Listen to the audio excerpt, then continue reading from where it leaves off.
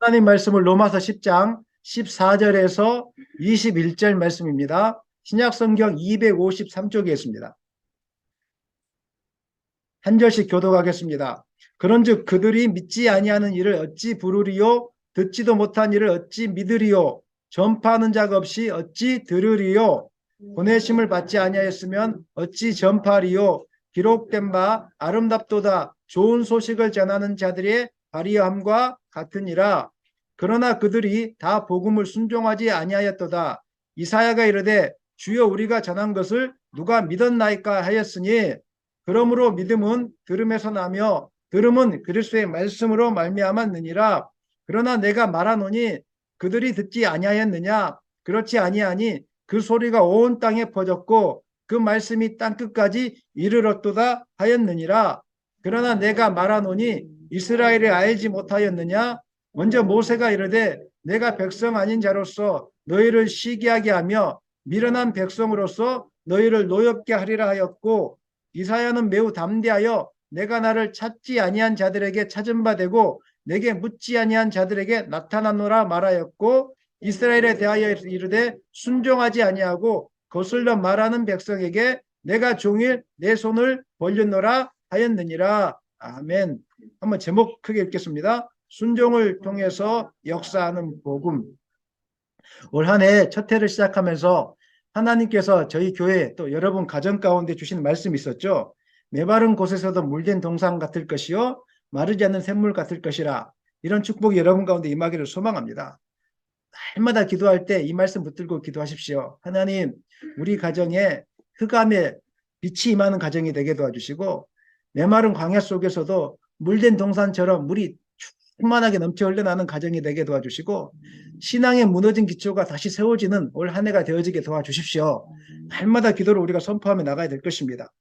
하지만 이런 축복은 아무에게나 임하는 것이 아니고 복음의 말씀을 듣고 그 복음의 말씀에 반응하고 순종하는 사람에게 하나님이 역사하시는 것입니다. 아무리 맛있는 음식이 있어도 그 음식을 먹지 않으면 그 사람에게 아무 소용이 없습니다. 좋은 도구가 있어도 그 도구를 사용할 줄 모르면, 사용하지 않으면 그 도구는 우리에게 아무 소용이 없는 것처럼, 복음이라는, 말씀이라는 이 큰 영적인 무기, 음식, 양식, 도구가 우리 가운데 있는데 그 도구를 보고만 있고 듣기만 하고 있고 우리가 사용하여 취하지 않는다면, 다른 말로 순종하지 않는다면 이 축복의 역사, 복음의 능력은 우리 가운데 나타나지 않는 것입니다. 그렇기 때문에 올 한 해 여러분들이 1월 첫째 주부터 이제 오늘 둘째 주인데 작정하십시오. 나는 무슨 일이 있어도 오늘 올 한 해 말씀대로 살아보겠다. 아멘입니까? 힘들어도 한 발자국 한 발자국 내가 해보겠다. 이런 결단을 가지고 나가면 하나님이 여러분 가정을 만지는 것을 보게 될 것입니다. 기도하면 하나님이 응답해 주시는 것을 믿으시기를 바랍니다. 그래서 바울은 로마서를 통해서 하나님께서 예수 그리스도를 통해서 우리에게 베풀어 주시는 구원의 복음의 특징에 대해서 말씀하고 있는데, 그 복음의 특징은, 이 복음은 아무에게나 다 열려 있다는 것입니다. 누구든지, 아프리카 사람이나 아시아 사람이나 중동 사람이나 그 다음에 또 제가 말하지 않는 데 있습니까? 유럽 사람이나 누구든지 다 열려 있다는 것입니다. 문제는 이 복음을 듣고 순종하느냐 그렇지 않느냐에 따라서 그 사람의 인생이 달라지는 것입니다. 순종하는 나라와 순종하는 민족, 순종하는 인생은 하나님의 복을 받아 누리게 될 것입니다. 하지만 순종하지 않는 인생은 하나님의 복을 받지 못할 뿐만 아니라 죽어서 지옥에 가게 되는 그런 고통 가운데 거하게 된다는 것입니다. 오늘 여러분들이 주님의 복음에 반응하시고 주님의 복음을 마음속으로 또 삶 속에서 받아들이기를 예수님의 이름으로 축원합니다. 지난 시간에 이제 배웠는데, 예수를 주로 시인한다는 것이 무엇인가? 우리는 예수를 주로 시인한다고 했을 때 오늘 내가 예수님 믿겠습니다라고 고백하는 그 정도에서만 그동안 알았단 말이에요. 그것도 잘못된 건 아니지만 예수를 주로 시인한다는 것은 두 가지 의미가 있습니다. 첫 번째는 하나님의 살아계심과 예수님이 우리의 구원자 되심을 확실하게 믿는다는 것이고, 그렇기 때문에 세상에 어떤 시련이 온다고 할지라도 나는 흔들리지 않고 주님만 붙들고 가겠습니다. 이 고백이 첫 번째 이 고백 안에 있습니다. 시인한다, 이 고백 안에 있는 것이고, 두 번째 예수를 주로 시인한다는 고백은 이제 내가 죄악된 삶을 쫓아갔던 삶이 아주 형편없고 아주 모자라고 아주 잘못되고 아주 추악한 삶이라는 것을 깨닫고 나는 거기에 다시는 발을 담그지 않을 것입니다.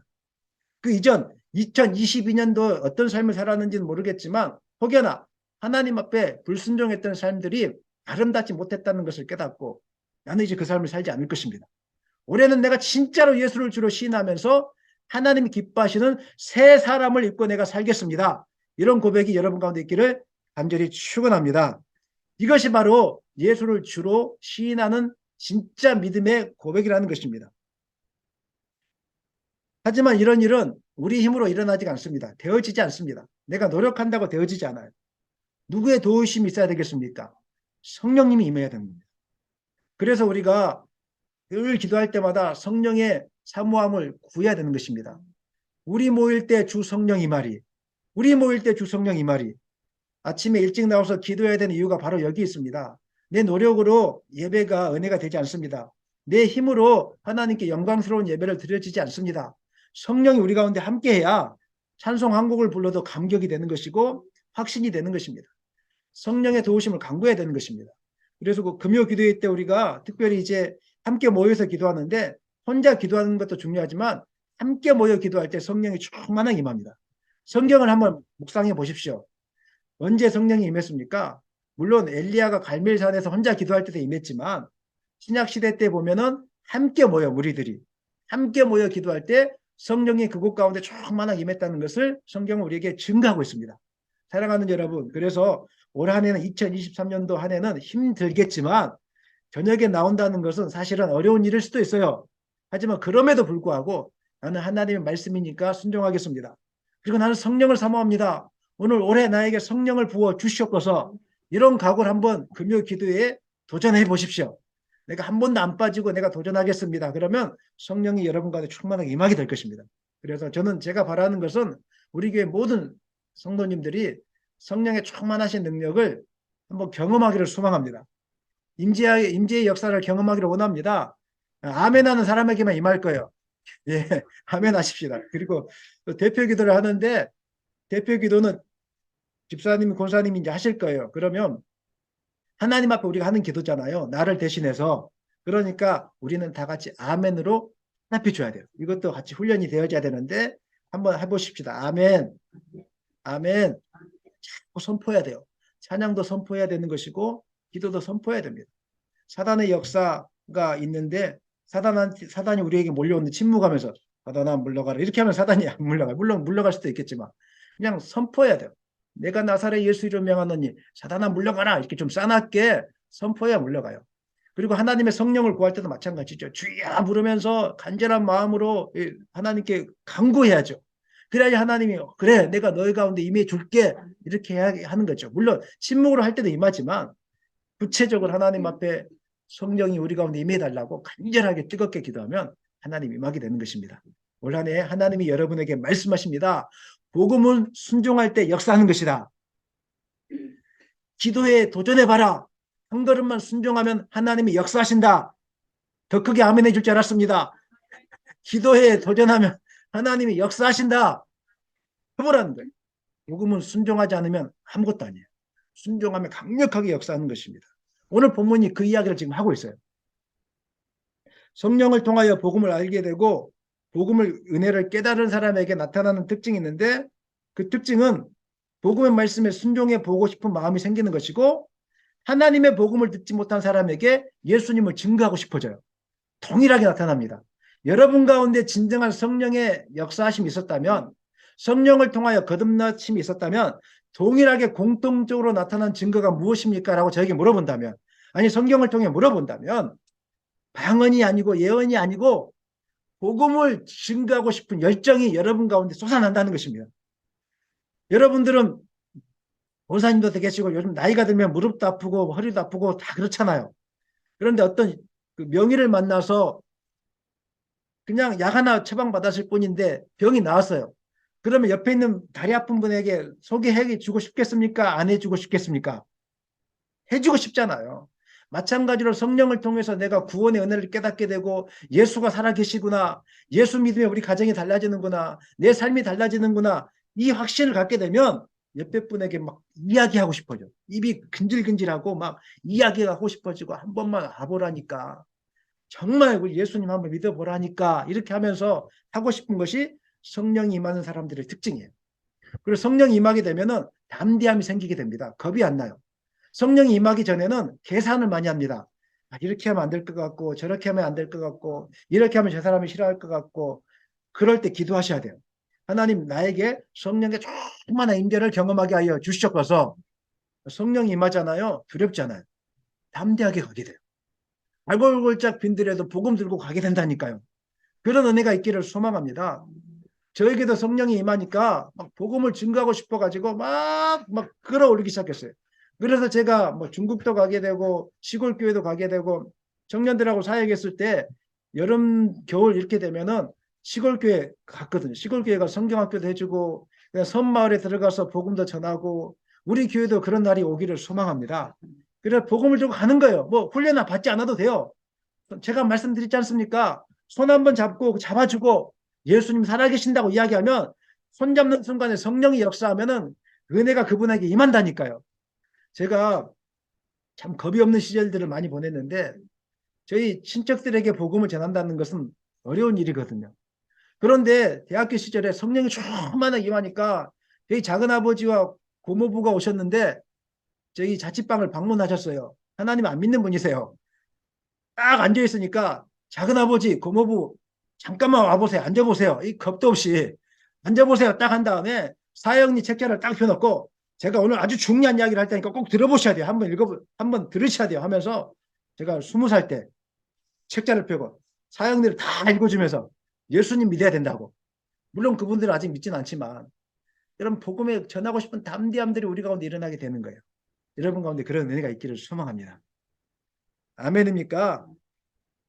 그래서 바울은 이 구원의 복음을 전하는 자의 발이 참 아름답다 이렇게 오늘 말씀을 통해서 이야기해 주고 있는데 로마서 10장 14절로 15절 읽겠습니다. 그런즉 그들이 믿지 않은 일을 어찌 부르리요 듣지도 못한 일을 어찌 믿으리요 전파하는 자가 없이 어찌 들으리요 보내심을 받지 아니하였으면 어찌 전파하리요 기록된 바 아름답도다 좋은 소식을 전하는 자들의 발이여함과 같으니라. 이 구절이 14절부터 읽으면 무슨 말인가 이런 생각이 듭니다. 근데 15절부터 14절로 내려가면 다 이해가 되어집니다. 거꾸로 읽어볼게요. 보내심을 받은 자가 전파하면 14절 읽어보겠습니다. 그럼 뒤에서 읽어보면 전파하면은 듣게 되겠죠. 그죠? 듣고 되면 믿게 되겠죠. 이야기를 역순으로 지금 이렇게 하고 있는 것입니다.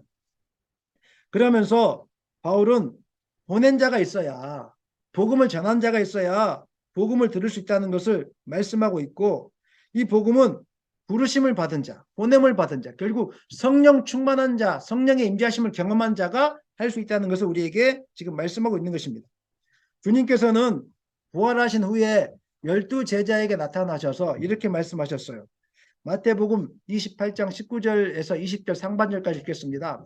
그러므로 너희는 가서 모든 민족을 제자로 삼아 아버지와 아들과 성령의 이름으로 세례를 베풀고 내가 너희에게 분부한 모든 것을 가르쳐 지키게 하라. 아멘.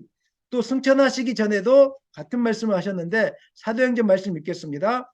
오직 성령이 너희에게 임하시면 너희가 권능을 받고 예루살렘과 온 유대와 사마리아와 땅끝까지 이르러 내 증인이 되리라 하시니라. 봐보십시오. 예수님께서 뭐라고 이야기합니까? 성령이 임하는 사람들은 무엇을 하게 되어 있다고요? 복음을 증거하게 되어 있습니다. 여러분 가운데 성령이 충만하게 역사하신 증거가 있다면 여러분들은 부끄럽지만 복음을 증거해야 될 텐데 이런 마음이라도 생기게 되는 거예요. 부끄럽지만 당장은 말을 못하지만 옆 사람 보면은 예수님 만나게 믿게 좀 해야 될 것 같은데 또 우리 친척들에게 명절 때 만나면 말은 잘 못하겠지만 저분들에게 어떻게 하면 내가 복음을 전할 수 있을까? 그래서 말은 못하지만은 기도라도 하게 돼 있어요. 영혼에 대한 관심을 가지고 하나님 구원해달라고 하나님 역사해달라고 이런 일들이 그들 가운데 내 마음속에 일어나게 되어 있다는 것입니다. 그래서 성령이 충만하다는 것은 복음이 꿈틀거리고 있다는 것과 같은 것입니다. 중요한 것은 성령님이 여러분에게 이런 감동을 주실 때 순종하는 것이 필요합니다. 순종하지 않으면 아무 일도 일어나지 않습니다. 순종하는 그 순간에 내가 생각하지 못했던 일들이 여러분 가운데 일어나는 것을 보게 될 것입니다. 사랑하는 여러분, 순종하기를 원합니다. 부끄러워하지 마시고 지나가다가 옆에 분에게 예수를 증거해봐. 그러면 여보세요 이렇게 하면서 혹시 예수님에 대해서 들어보셨어요? 한 다음에 도망가더라도 일단 하나님이 감동 주셨으니까 한번 부드럽게 이야기해 보는 거예요. 그러면 그 순간에 하나님이 역사하게 되는 거예요. 그런 역사가 여러분 가운데 있기를 간절히 축원합니다. 이 당시에는 아직 신약 성경도 기록되지 않았고 예수님의 복음을 전할 방법이 가서 증거해 주는 것밖에 없었어요. 그렇기 때문에 곳곳마다 방문하면서 복음을 전할 수밖에 없었는데, 그래서 사도 바울은 이 사람이 발이 가장 아름다운 발이다 이렇게 우리에게 지금 말씀해 주고 있는 거예요. 이사야서 52장 7절 말씀을 인용하는 것인데, 우리 다시 한번 더 15절 말씀 읽겠습니다. 보내심을 받지 아니하였으면 어찌 전파하리요? 기록된 바 아름답도다 좋은 소식을 전하는 자들의 발이여함과 같으니라. 이 말씀은 이사야 선지자가 이스라엘이 바벨론 땅에 포로로 갔다가 다시 회복될 것이다, 이 이야기를 선언해 주고 있는 거예요. 기쁜 소식입니까? 기쁜 소식이지 않습니까? 기쁜 소식이죠. 그럼 전해야 되겠습니까? 전하지 말아야 되겠습니까? 전하는 거예요. 그러면 그 당시에 포로된 자들이 두려워 떨고 있었을 때 이 우리가 이제 해방되었다 하면은 사람들이 얼마나 살아나겠어요. 일제의 강점기를 우리나라가 지나오지 않았습니까? 그런데 일제에서 해방됐다는 이야기가 온 땅에 퍼지기 전에 그것들을 증거해 주는 사람들이 있었어요. 근데 그 소식을 듣지 못하고 산속에 있었던 사람들은 벌벌 떨면서 계속 어이구 일본 앞잡이 순사들 올 것 같아 가지고 벌벌 떨면서 있었단 말이에요. 해방됐음에도 불구하고. 지금도 마찬가지입니다. 예수님을 통해서 우리는 사단의 노예에서 해방되었음에도 불구하고 이 소식을 듣지 못해서 여전히 벌벌 떠는 사람들이 이 땅에 너무 많이 있습니다. 그 다음에 뭐 경제 위기가 온다고 하니까 벌벌 떨고, 무슨 사람 전쟁, 뭐 핵폭탄 이런 이야기하면 벌벌 떨고, 가정에 무슨 병이라도 생기면 벌벌 떨고, 이런 사람들이 세상에 아직도 많이 있단 말이에요. 그런 사람들에게 우리가 전해야 될 소식은, 가장 중요한 소식은 예수 안에서 다 해결되어졌습니다. 예수를 믿으면 해결되어집니다. 이 이야기를 할 수 있어야 된다는 거예요. 이게 바로 아름다운 발입니다. 아름다운 발. 하나님은 우리에게 말씀하고 있어요. 예수를 통하여 해방된 소식을 사람들에게 제발 전해줘라. 지금도 돈에 매여 있는 사람들, 건강에 매여 있는 사람들, 자녀들의 성공에 매여 있는 사람들에게 그것이 아니다. 예수가 다 해결되어졌다. 우울증에 매여 있는 사람들, 마음의 질병에 매여 있는 사람들에게 예수를 통해서 다 해결되어진다, 이렇게 선언할 수 있기를 예수님의 이름으로 축원합니다. 그런데 복음 증거가 사실은 쉽지는 않습니다. 제가 이렇게 쉽게 이야기하지만 복음 증거가 쉽지 않아요. 왜 쉽지 않을까요? 성경에서 말씀하고 있는데, 안 받아들이기 때문에, 사람들 마음이 강팍하기 때문에, 이 좋은 복음을 무시하고 거부하기 때문에 이 복음 증거가 많이 어려운 것입니다. 왜 유대인들이 복음을 받아들이지 않았습니까? 그들에게 말씀이 없었습니까? 복음이 없었습니까? 그렇지 않습니다. 이미 유대인들은 구약시대 때부터 수없는 복음의 말씀을 들어왔습니다. 메시아가 올 것이다 수없이 말씀을 들었습니다. 그런데 그들의 마음이 강팍해서 하나님을 거부했기 때문에 자기들이 듣고 싶은 소식만 들은 거예요. 그리고 반대쪽 소식은 듣지 않았어요. 그러니까 그들이 예수님이 오셨을 때 복음의 소식을 거부했던 것입니다. 16절 말씀 읽겠습니다. 그러나 그들이 다 복음을 순종하지 아니하였도다. 이사야가 이르되 주여 우리가 전한 것을 누가 믿었나이까 하였으니, 유대인들은 오래전부터 복음의 말씀을 가지고 있었지만 마음이 강팍해서 듣지 않았기 때문에 주여 우리가 전한 것을 누가 믿었나이까 탄식의 소리를 지금 하고 있는 거예요. 이사야 선지자가 한 말씀이에요. 선지자를 통해서 하나님께서 회복시켜 줄 것이다, 하나님 말씀에 순종해라 했는데 아무도 안 듣는단 말이에요. 이거는 구약시대 신약시대뿐만 아니라 지금도 마찬가지예요. 아무리 복음의 말씀에 순종하면 여러분 구원받습니다, 하나님이 여러분과 함께 하실 것입니다, 물된 동산과 같을 것입니다, 이렇게 이야기해도 사람들은 귀를 꼭 닫아요. 그 다음에 거짓된 복음을 듣기 시작해요. 이곳에 기적이 일어납니다. 뭐 예수 믿으면 기업이 잘 됩니다. 뭐 이런 거 있잖아요. 듣고 싶은 소식. 예수님을 잘 믿어야 됩니다. 헌신의 길을 가야 됩니다.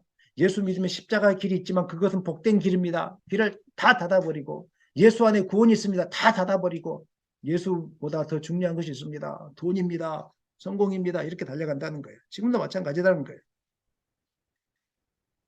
그러면 우리가 생각해 볼 수 있는 것이 이 구원의 소식이 아무 내용이 없기 때문에 소식이 약해서 이스라엘 백성들이 안 들었을까요?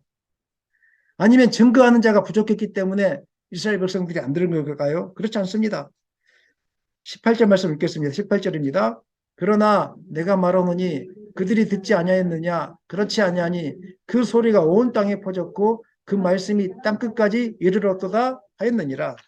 구약 시대부터 하나님은 여러 가지 계시를 통해서 하나님의 살아계심과 예수 그리스도가 오실 것, 메시아 되심에 대해서 수없이 이야기해 줬어요. 자연 계시를 통해서 하나님이 살아계신 것을 보여주신 거예요. 농사를 지을 때 아무리 농사꾼들이 열심히 노력한다고 그 농사가 잘 되는 건 아니잖아요. 해가 도와줘야 되고 바람이 도와줘야 되고 비가 도와줘야 돼요. 이 해와 달과 구름과 비를 주관하시는 분이 누구십니까? 하나님이잖아요. 사람들은 알고 있어요. 아, 내 힘으로 이게 농사가 되어지는 게 아니구나. 하나님이 우리를 지켜주셔야 되는 거구나. 하나님께 나와야 되잖아요. 근데 하나님께 나오기 싫으니까 어떻게 합니까? 이 해 우상을 만들어 놓고 섬기기 시작한 거예요. 달 우상을 만들어 놓고 섬기기 시작하는 거예요. 여러분 저기 중동 지역에 이슬람 보면은 국기에 대부분 달과 별이 있잖아요. 이게 다 이슬람 나라예요. 달, 별 이런 표시가 이슬람 나라예요. 그러니까 사람들은 그것을 자연 계시를 보면서 하나님이 살아계시다 이걸 깨달아야 되는데 하나님 믿기 싫으니까 아니다. 나는 달을 믿겠습니다. 나는 바람의 신을 믿겠습니다. 뭐 이렇게 하고 있는 거예요, 사람들이. 하나님 믿기 싫으니까. 그리고 신약 시대 때 아니 구약 시대 때 모세오경부터 시작해서 역사서, 시가서, 선지서들을 통해서 특별 계시를 말씀해 주셨어요. 하나님 이런 분이고 예배를 이렇게 드려야 되고 하나님과 만나면 이렇게 해야 되고 너희들이 힘드니까 내가 예수님을 보내줄게. 안 들었어요. 도저히 안 들으니까 제가 개미가 지나가고 있는데 개미 앞에 보니까 앞에 그 개미가 밟으면 안 되는 곳이 있어요. 끈끈이 막 이런 거 있잖아요. 그 안에 들어가면 개미 죽잖아요. 근데 개미한테 제가 이야기해요. 개미야, 너 앞에 한 발자국만 가면 끈끈이가 있어. 너 죽어. 제가 그렇게 이야기해 준단 말이에요. 근데 개미가 듣습니까? 안 듣습니까? 안 들어요. 그래서 제가 바람을 하지 말라고. 아니, 그러니까 이게 이 못난 개미는 바람 때문에 한 바퀴, 두 바퀴, 세 바퀴 굴린 다음에 그렇게 고난을 당했으면서도 또 정신을 못 차리고 또 다시 앞길로 다시 다 돌아와요. 저기 설탕물이 있어. 아, 저 설탕 냄새가 나. 갈 거야. 그래서 제가 안 돼 하면서 나무 작대기를 가다가 나무 작대기를 앞에 또 놔둬요. 그런데도 개미는 이 바보 같은 개미는 죄송한 바보라고 이야기해서 또다시 이걸 타고 넘어가요. 너무 우리의 삶과 닮아 있지 않습니까?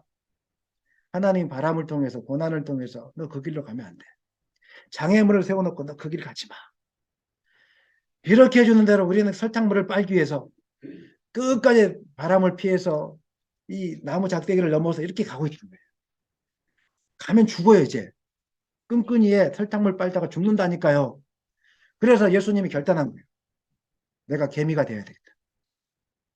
내가 개미가 되겠다. 그래서 예수님 이 땅에 개미가 되어져서 이 땅에 오신 거예요. 다른 말로 얘기하면 하나님이신 분이 성육신을 통해서 우리가 하도 말을 안 들으니까 성경을 통해서도 말을 안 듣지 선지자를 통해서도 말을 안 듣지 자연을 통해서도 그렇게 계시를 해도 말을 안 듣지 이렇게 하니까 도저히 안 돼서 예수님을 이 땅에 보내주셔서 개미를 막으신 거예요. 오지마 오지마 나를 밟고 지나가 막으신 거예요. 제 비유가 적당한지는 모르겠지만 완전하지 않지만 그것 때문에 예수님 이 땅에 오셨어요. 예수님을 통해서 보여주셨잖아요. 나를 믿는 자마다 구원을 얻게 될 것이다. 하나님은 살아계시다. 보여줬는데 듣지 않는 거예요. 그래서 하나님이 19절로 21절 말씀에서 다양한 방법들을 통해서 하나님이 이야기해 주세요. 그럼에도 불구하고 나는 너희를 포기하지 않았어. 이렇게 이야기해 주시거든요. 19절에서는 뭐라고 이야기하고 있냐면 다른 민족을 택함으로 인해서 다른 민족을 택해서 내가 복을 줄 거야. 그러면 이스라엘 민족이 시기하겠습니까? 시기하지 않겠습니까? 시기하겠죠. 그 시기하심을 통해서 내가 하나님 믿을 거야. 이걸 통해서 내가 그렇게 하겠다는 거예요. 그 다음 20절 말씀에서는 이스라엘이 찾아도 하나님은 이스라엘이 찾지 않아도 이스라엘이 하나님을 찾지 않아도 내가 너희를 끝까지 붙들 거야. 내가 너에게 끝까지 다가갈 거야. 이렇게 이야기하고 있는 것이고 21절 말씀에서는 네가 아무리 거부해도 나는 팔을 벌려 너희를 맞이할 거야. 하나님 지금도 우리에게 말씀하고 계세요. 21절만 읽겠습니다. 이스라엘에 대하여 이르되 순종하지 않고 거슬러 말하는 백성에게 내가 종일 내 손을 벌려놓으라 하였느니라. 아멘. 하나님은 지금도 우리에게 손을 벌리고 계세요. 나에게 돌아와라. 내 말에 순종해라. 내가 너희를 살리고 싶다. 복을 주고 싶다. 근데 안 듣는 거예요. 이렇게 하나님은 하고 있기 때문에 이런 여러 가지 이유를 들어서 이스라엘 백성이 구원을 받지 못하고 멸망한다 할지라도 그것이 하나님의 잘못이 아니라 누구의 잘못이라는 것입니까? 이스라엘 백성의 잘못입니다. 인간의 책임이라는 거예요. 하나님은 지금도 여러분을 구원하기 위해서 복 주기 위해서 다가오는데 우리 마음이 강팍해서 내가 하고 싶은 대로 하며 사는 것은 하나님의 책임입니까? 여러분 자신의 책임입니까? 그러다가 멸망하면은 나의 책임이라는 거예요. 오늘 바울은 그 이야기를 지금 하고 있는 거예요. 사랑하는 여러분, 말씀 사역이 힘이 드는 이유가 바로 여기 있습니다. 복음 증거가 어려운 이유가 여기 있습니다. 아무리 하나님의 말씀을 이야기해줘도 듣지 않기 때문에 정말로 어려운 것입니다. 사람들이 순종하지 않고 거부하기 때문에 이 자리는 말씀을 증가하는 자리, 복음을 증가하는 자리는 굉장히 힘들고 어려운 것입니다. 복음 증거의 길이 화려하고 아름답다고 여러분 생각할 수도 있습니다. 목사님은 말씀을 선포하는 그 자리 양복을 입고 있고 넥타이를 메고 있으니까 이 자리가 참 아름다워 보이고 부럽다 이렇게 생각할 수도 있습니다. 50%밖에 모르는 겁니다. 아니 30%밖에 모르는 겁니다. 우리가 복음을 증거하지 못하고 교회 생활, 신앙생활 속에서 실패하는 이유는 복음 증거의 삶을 너무 쉽게 생각하고 있기 때문에 제가 너는 물된 동산 같겠고 이 부를 때 여러분 행복하시죠? 행복하시죠? 기독교 복음을 이렇게만 생각하고 있기 때문에 우리가 실패하는 거예요. 제가 이 본문 말씀을 묵상하면서 그게 잘못됐다는 게 아니에요. 근데 많은 교회들이 너는 물된 동산 같겠고 여기서 머물고 땡이에요. 이 말씀을 묵상하면서 바울이 복음을 증거할 때 예수님이 복음을 증거할 때 너는 물된 동산 같겠고 이걸 증거했을까? 그의 삶이 과연 물된 동산 같은 것처럼 그냥 은혜롭고 모든 게 잘 풀리고 기쁨이 가득했을까? 아니었더라고요. 복음을 들고 가는 바울의 삶은 사람들의 거부와 반항과 핍박 가운데 있었어요. 그게 바울의 삶이었어요. 고린도후서 말씀에 읽어보면 바울은 기적을 일으키고 하나님의 살아계심을 나타내는 이런 사건들보다 사실은 옥에 갇히기도 하고 매도 수없이 맞고 여러 번 죽을 뻔하고 강도의 위험과 거짓 형제의 위험과 줄이고 목마르고 굶고 춥고 헐벗은 일들이 거의 인생의 80%였단 말이에요. 기적을 일으킨 것은 잠시 잠깐이었어요. 나머지 80%는 고난의 삶이었어요. 예수님의 삶도 마찬가지지 않겠습니까? 그 복음을 들고 나가니까 환영해 주는 사람도 있었지만 사실은 예수님을 거부하고 예수님을 십자가에 못 박아 죽이는 사람들이 더 많았다는 거예요. 바울이 복음을 증거하는 일에 부르심을 받고 순종하지 않았다면 이런 고난을 겪지 않아도 됩니다. 그냥 유대인의 교사로서 편안하게 지냈으면 되는 거예요. 여러분들이 복음의 말씀에 순종하지 않았다면 이 추운 날씨에 아침에 늦잠 잘 시간에 늦잠 자지 않고 늦잠 자지 못하고 이렇게 올 필요가 없어요. 제가 금요 기도회에 막 나오라고 막 고함칠 필요도 없단 말이에요. 편안하게 그냥 있으면 되는 거예요. 그리고 여러분이 올 때마다 저도 너는 물된 동상 같겠고 할렐루야 하면서 집에 가면 되는 거예요. 근데 왜 애타게 막 금요 기도회에 나오라고 애타게 부르짖고 왜 애타게 복음을 전해야 된다고 부르짖고 왜 애타게 하나님의 길을 가야 된다고 부르짖고 왜 애타게 그렇게 살면 안 된다고 부르짖습니까? 그 길만이 생명의 길이기 때문에 그런 거예요. 바울은 그랬어요. 자기는 복음을 증가하지 않으면 유대인의 훌륭한 교사로서 칭찬받고 좋은 옷 입고 다니면서 회당에서 예쁘게 말씀을 전하고 사람들에게 박수받고 고기를 먹고 굶을 필요도 없었고 평생을 편안하게 호의호식하면서 지낼 수 있었단 말이에요. 그런데 바울은 복음을 증가하지 않으면 살 수가 없었어요. 그 가운데 성령이 임했기 때문에. 이게 진짜이기 때문에. 그래서 핍박이 올 걸 알았고 굶어 죽을 걸 알았지만 환란이 있을 걸 알았지만 이 복음을 들고 세상 가운데 갔던 거예요. 하나님은 이 발을 세상에서 가장 아름답게 보십니다. 축복의 차원에 머물러 있는 말이 아니라 그걸 뛰어넘어가서 그건 20%고 80%는 복음과 함께 고난받기를 기뻐하고 복음을 전하다 보면 내 가족 식구들이 나를 인정해 주지 않을 수 있단 말이에요. 내가 믿음 생활을 열심히 하다 보면 주변에 가까운 사람들이 나를 무시하고 멸시할 수 있고 멀리할 수 있단 말이에요. 그럼에도 불구하고 성령께서 나에게 복음을 증가하라고 했으니까 그럼에도 불구하고 나는 복음을 들고 세상에 가야 되는 것입니다. 아멘입니까? 우리가 복음을 증거하다가 무시당하고 핍박당하는 것을 두려워하지 말아야 할 이유를 바울은 우리에게 이렇게 이야기하고 있습니다. 그것은 보이는 세상은 잠깐이고 보이지 않는 세상은 영원하기 때문에. 고린도후서 4장 16절에 18절 우리 큰 목소리로 읽겠습니다. 그러므로 우리가 낙심하지 아니하노니 우리의 겉사람은 낡아지나 우리의 속사람은 날로 새로워지도다.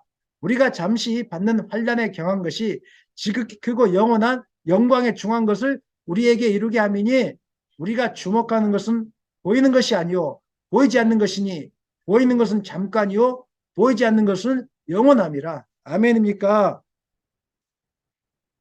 우리가 낙심하지 아니하노니 우리의 겉사람은 환난을 받아서 핍박해지고 낡아지고 몸은 외소가 누추해지고 이럴지라도 복음을 증거하고 나면은 속사람은 날마다 새로워집니다.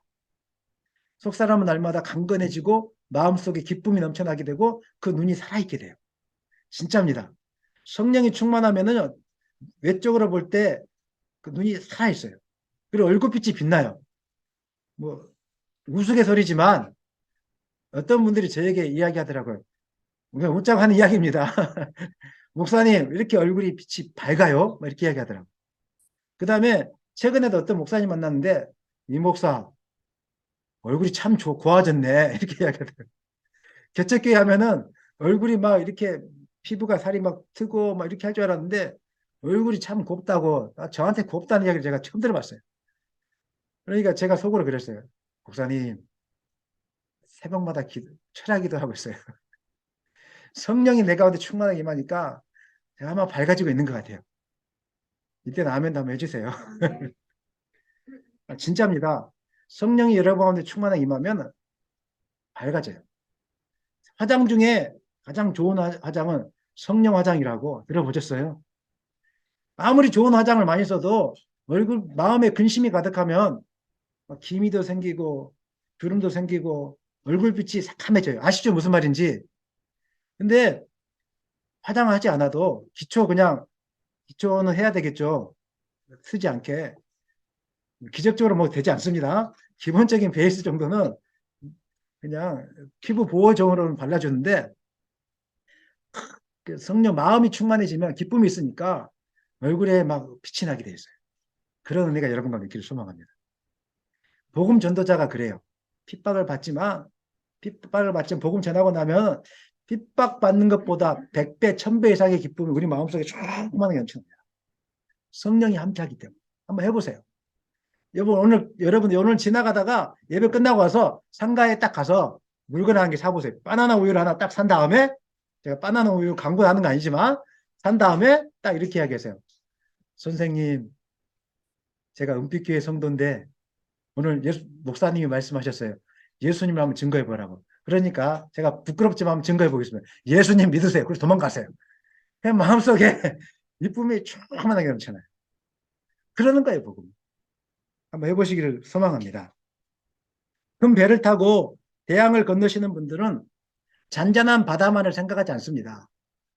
그분들은 큰 파도를 만나는 것을 당연하게 여깁니다. 한 대양선 있잖아요. 기름을 싣고 다니는데 보니까 뭐 대서양을 지날 때 파도가 어마어마하더라고요. 뭐 15층 아파트 건물 높이 올라갔다가 떨어질 때 그 기분이 어떻겠어요? 그걸 그 사람들은 당연하게 여겨요. 물론 당신은 겁이 나겠지만 그걸 두려워하지 않고 당연한 걸 알고 그냥 지나가더라고요. 태풍이 있는 바다를 제가 작은 배를 타고 지난 적이 있었는데 그 선장님이 뭐라고 이야기하냐면 이거 아무것도 아니라고 걱정하지 마시라고 그냥 당연하게 넘어가더라고요. 오늘 복음을 증거해야 되고 복음의 사명을 맡은 우리 그리스도인들이 가져야 될 마음이 바로 이런 마음입니다. 복음을 증거하면서 아름답고 예쁘고 뭐 그냥 서로 사랑을 나누고 이거 20%만 생각하시고 나머지 80%는 환난을 당할지라도 나는 괜찮습니다. 복음과 함께하면 환난을 당할 수밖에 없는 것이고 아멘입니까? 복음과 함께하다 보면 굶어 죽을 수밖에 없는 것이고 아멘입니까? 복음과 함께하다 보면 무시당할 수밖에 없는 것이고 여러분들이 교회 생활을 하면서 봉사하지 않고 헌신하지 않고 기도하지 않으면 아무 일도 일어나지 않아요. 그런데 제가 오늘 주보에다 기록해 놨잖아요. 봉사 한번 해보려고 하고 기도 한번 해보려고 하면은 마음이 괴로워지기 시작해요. 그 스트레스도 어마어마할 뿐만 아니라 그 다음에 사람들이 나를 인정해 주지 않는 그것 때문에 괴로움이 생기기 시작해요. 그런데 그게 무너지지 마시고 그게 당연한 거다. 따라합시다. 당연한 거다. 당연한 거다. 나는 보이는 것에 집중하지 않을 것이고 보이지 않는 영원한 세계가 있다는 걸 알고 나는 하나님만 붙들고 나갈 것이다. 아멘. 아멘. 나는 누가 인정하지 않아도 하나님 말씀을 선포할 것이다. 아멘. 누가 인정해 주지 않아도 주의 길을 가게 될 것이다. 아멘. 비바람이 앞길을 막아도 나는 가리 주의 길을 가리. 그 다음은 잘 모르겠어요. 거기까지. 눈보라가 앞길을 막을지라도 그것이 당연한 걸 여기시고 성령을 붙잡고 뚫고 순종한 여러분 되시기를 예수님의 이름으로 축원합니다. 말씀 마무리하겠습니다. 하나님께서는 지금도 복음의 소식을 다양한 사람들을 통해서 들려주고 계십니다. 그리고 손을 벌려서 하나님께 나아오기를 원하고 있습니다. 오늘 여러분들이 복음의 말씀을 듣고 손을 펴신 하나님께 달려가기를 원합니다. 그리고 순종하라. 내가 너를 사용하겠다. 이 말씀에 하나님 내가 여기 있사오니 나를 사용하여 주십시오. 결단하기를 소망합니다. 뿐만 아니라 복음은 순종하지 않으면 역사하지 않습니다. 오늘 말씀 들었다면 누구를 만나든지 한번 손잡고 예수님 믿어보십시다. 라고 말 한마디 한번 선포해 주시기를 소망합니다. 그럴 때 복음이 여러분 가운데 충만하게 임할 것입니다. 올 한 해 복음을 증거하다가 고난을 당하고 환난이 있고 무시를 당할지라도 두려워하지 않고 끝까지 하나님 말씀에 순종하고 복음을 증거하는 은혜가 있기를 예수님의 이름으로 간절히 축원합니다.